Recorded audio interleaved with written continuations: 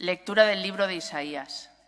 Esto dice el Señor: mirad a mi siervo, a quien sostengo, mi elegido, en quien me complazco.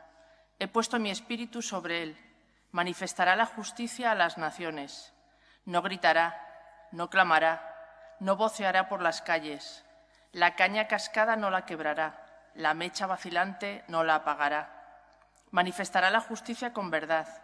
No vacilará ni se quebrará hasta implantar la justicia en el país. En su ley esperan las islas. Yo, el Señor, te he llamado en mi justicia. Te cogí de la mano, te formé e hice de ti alianza de un pueblo y luz de las naciones, para que abras los ojos de los ciegos, saques a los cautivos de la cárcel, de la prisión a los que habitan en tinieblas. Palabra de Dios. Te alabamos, Señor. El Señor bendice a su pueblo con la paz. El Señor bendice a su pueblo con la paz. Hijos de Dios, aclamad al Señor, aclamad la gloria del nombre del Señor, postraos ante el Señor en el atrio sagrado. El Señor bendice a su pueblo con la paz. La voz del Señor sobre las aguas, el Señor sobre las aguas torrenciales. La voz del Señor es potente, la voz del Señor es magnífica. El Señor bendice a su pueblo con la paz. El Dios de la gloria ha tronado. En su templo un grito unánime: gloria.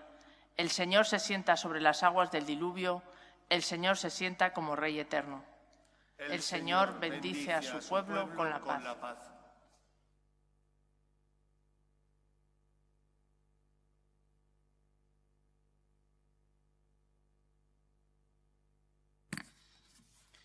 Lectura del libro de los Hechos de los Apóstoles. En aquellos días, Pedro tomó la palabra y dijo: ahora comprendo con toda verdad que Dios no hace acepción de personas, sino que acepta al que lo teme y practica la justicia, sea de la nación que sea. Envió su palabra a los hijos de Israel, anunciando la buena nueva de la paz, que traería a Jesucristo, el Señor de todos. Vosotros conocéis lo que sucedió en toda Judea, comenzando por Galilea, después del bautismo que predicó Juan. Me refiero a Jesús de Nazaret, ungido por Dios con la fuerza del Espíritu Santo, que pasó haciendo el bien y curando a todos los oprimidos por el diablo, porque Dios estaba con él. Palabra de Dios. Te alabamos, Señor. Aleluya, aleluya, el Señor es nuestro Rey. Aleluya, aleluya, el Señor es nuestro Rey. El Señor esté con vosotros. Lectura del Santo Evangelio según San Lucas. En aquel tiempo, como el pueblo estaba expectante, y todos se preguntaban en su interior sobre Juan, si no sería el Mesías, Juan les respondió dirigiéndose a todos: yo os bautizo con agua, pero viene el que es más fuerte que yo, a quien no merezco desatarle la correa de las sandalias. Él os bautizará con Espíritu Santo y fuego. Y sucedió que cuando todo el pueblo era bautizado, también Jesús fue bautizado, y mientras oraba, se abrieron los cielos, bajó el Espíritu Santo sobre él con apariencia corporal semejante a una paloma, y vino una voz del cielo: tú eres mi Hijo el amado, en ti me complazco. Palabra del Señor.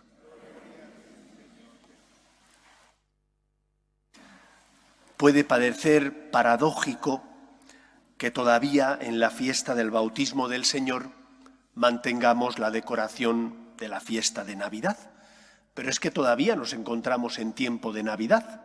Es la fiesta del bautismo del Señor la que concluye, hace que se termine este tiempo litúrgico de la Navidad. ¿Qué celebramos en la fiesta del bautismo de Cristo? Porque a todos desde niños nos han enseñado que el bautismo nos hace hijos adoptivos de Dios y que perdona nuestros pecados. ¿Cristo tenía pecado? Jesús asumió verdaderamente nuestra condición humana. Siendo Dios, sin dejar de ser Dios, asume nuestra suerte. Pero Él no conoció el pecado. Sin embargo, el bautismo significó un momento en el que se sirvió el Señor, Dios Padre, de ese acontecimiento, de ese gesto que Juan bautiza a Jesús, para enviar su Espíritu sobre él y, lo que es más importante, proclamar ante el mundo que su Hijo es el Mesías, el Salvador, el enviado suyo para redimir a los hombres. Mediante esa teofanía, ese envío del Espíritu Santo y esa visión por parte de los demás de esa unción del Espíritu Santo, se produce el envío de Cristo a los hombres y el inicio, por tanto, de su vida pública. Cristo no necesitaba bautizarse, puesto que él no conoció pecado, pero se bautiza para que Dios Padre le proclame como su Hijo predilecto y como el Mesías enviado a salvar a los hombres. Cristo significa el ungido. Jesús es el ungido del Señor, aquel que ha venido a salvarnos. En segundo lugar, la fiesta del bautismo del Señor, además de hablarnos de la vida pública de Cristo, es el inicio de esa misión que durará 3 años, también nos habla de nosotros. Y nos habla de nosotros, pues porque todos nosotros fuimos bautizados en Cristo. Unos a temprana edad, con unos meses, otros quizás conocieron a Jesús con más años, se convirtieron a una edad más madura, pero en cualquier caso, todos nosotros, bautizados en el nombre del Padre y del Hijo y del Espíritu Santo, hemos sido injertados en la vida divina. ¿Y qué significa que hemos sido injertados en la vida divina? He encontrado unas palabras de Miguel de Unamuno que creo que reflejan muy bien aquello que significa nuestro bautismo. Dice Miguel de Unamuno en una de sus novelas: la oración no es tanto algo que haya de cumplirse a tales o cuales horas, en sitio apartado y recogido y en postura compuesta, cuanto es un modo de hacerlo todo votivamente, con toda el alma, viviendo en Dios. Esto es el bautismo. El bautismo es no que dediques un tiempo para hacer un ratito de oración en la iglesia, no que un día a la semana vengas a la misa dominical. El bautismo es que has sido injertado en la vida de Dios y por lo tanto toda tu vida tiene que ser una vida dedicada al Señor. Tu trabajo tiene que ser alabanza de Dios. La fiesta, el disfrute, tiene que ser acción de gracias al Señor. El amor entre los esposos tiene que ser imitación de la entrega de Cristo a la Iglesia. Toda nuestra vida tiene que ser vivir en Dios. Esto significa el bautismo en primer lugar, que hemos sido injertados en la vida divina y que al ser injertados en la vida divina, el Señor comparte con nosotros su amor, pero a la vez nosotros tenemos que hacer santo lo profano, santo lo cotidiano, santo nuestra vida. ¿Y cómo hacemos santo? ¿Cómo santificamos nuestra vida? Poniendo amor, haciendo las cosas por amor a Dios, intentando darle un sentido a todo lo que hacemos, y ese sentido es dar gracias al Señor, alabar al Señor, hacer las cosas por amor a Él. Eso es vivir siguiendo al Señor, eso es vivir en Dios, eso es convertirse, seguir los pasos del Señor, encontrarnos con Él y como hijos suyos intentar amar a nuestro Padre Dios, que nos creó para que fuéramos felices y que nos puso en este mundo con todos los dones que tenemos para que pudiéramos disfrutar de todo ello, sirviéndonos de ellos y no viviendo como esclavos. El bautismo, por tanto, nos injerta en la vida de Dios, nos hace sagrados y por lo tanto nos hace que seamos o debamos ser en medio del mundo aquellos que santifican el mundo porque aman, que santifican el mundo porque como Cristo, según dicen los evangelios, pasó haciendo el bien. Cuando tú amas, cuando tú perdonas a una persona que te ha hecho daño, cuando tú ayudas a alguien que te necesita, cuando tú eres fiel a tus obligaciones y por lo tanto responsable, cumpliendo con tus deberes, estás santificando tu mundo, estás haciendo sagrado lo cotidiano de la vida. Eso es vivir en Cristo, eso es haber sido bautizado.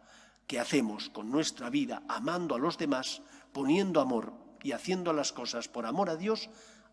Hacemos santo lo profano. En tercer lugar, nosotros cuando fuimos bautizados, cuando éramos pequeños, no nos acordamos, el sacerdote al bautizarnos y después realizar las distintas unciones que se hacen con el crisma o con el óleo de catecúmenos, nos dijo al final: eres sacerdote, eres profeta y eres rey. Esos son tres términos que no son algo que se dicen porque quede bonito, sino que son tres términos que expresan una triple misión que cada uno de nosotros tiene que llevar a cabo. Eres sacerdote. Todos nosotros formamos parte del sacerdocio común de los fieles. De entre ellos, la Iglesia escoge a unas personas no por sus méritos, sino a pesar de sus deficiencias y pecados, para ser sacerdotes ministeriales. Estos somos los ministros. Pero vosotros pertenecéis al sacerdocio común de los fieles y por tanto podéis presentar al Señor las necesidades de los que sufren. Y no solo podéis, debéis presentar. Un cristiano, un bautizado, tiene que aprender a llevar a los pies del Señor las necesidades de los que no vienen a misa. Tiene que aprender a presentar al Señor los sufrimientos de aquellos que no tienen esperanza.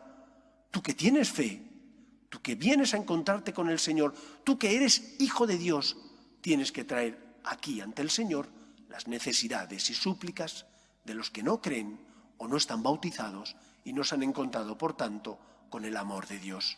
En segundo lugar, somos profetas. El profeta es aquel que habla en lugar de Dios. Y hablamos en lugar de Dios cuando defendemos la verdad, cuando defendemos la justicia, cuando por ser fieles a la verdad, en lugar de caer en el relativismo moral en el que vive nuestra sociedad, nosotros defendemos aquello que es bueno, bello y perfecto. Cuando defiendes la verdad, defiendes la vida. Cuando defiendes la verdad, defiendes la familia natural. Cuando defiendes la verdad, defiendes los derechos de Dios, que es el creador de todo. Nosotros, como profetas, no podemos mirar a otro lado cuando, por ejemplo, se mata al no nacido, o cuando, por ejemplo, en la empresa no se paga un salario justo. Si yo soy empresario, yo sé que tengo que pagar un salario justo. Si yo soy un trabajador, un contratado, yo sé que tengo unas obligaciones y como quiero que me paguen, también tengo mis deberes. Por eso, el profeta es aquel que defiende la verdad, que defiende la justicia y que, por lo tanto, con su amor intenta instaurar y crear un mundo más justo y mejor. En tercer lugar, somos reyes. ¿Qué significa reyes? Herederos. Herederos del reino de los cielos. Y, por lo tanto, como herederos al reino de los cielos, sabemos que el Señor, cuando fundó la Iglesia, la instituyó con sus sacramentos, para que fueran auxilios espirituales de los que sufren, de los que somos pecadores y caemos. Al ser herederos significa que tenemos que hacer un buen uso de la herencia que el Señor nos ha concedido. ¿Has caído? ¿Has pecado? Tienes que confesarte. No puede ser que tengas miedo a confesarte porque eres débil o porque dices, total, me confesé hace 2 meses, he vuelto a caer.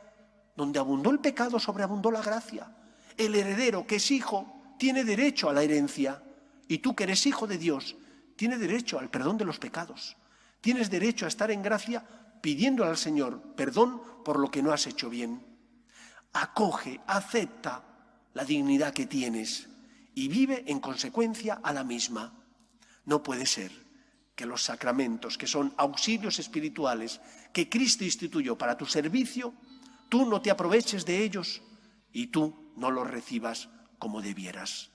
Pidamos, por tanto, al Señor que como sacerdotes, que como profetas, que como reyes, seamos ejemplo y testimonio del amor de Dios en medio del mundo. Como Unamuno decía, tenemos que vivir en Dios haciendo sagrado nuestro mundo, santificando nuestra propia realidad.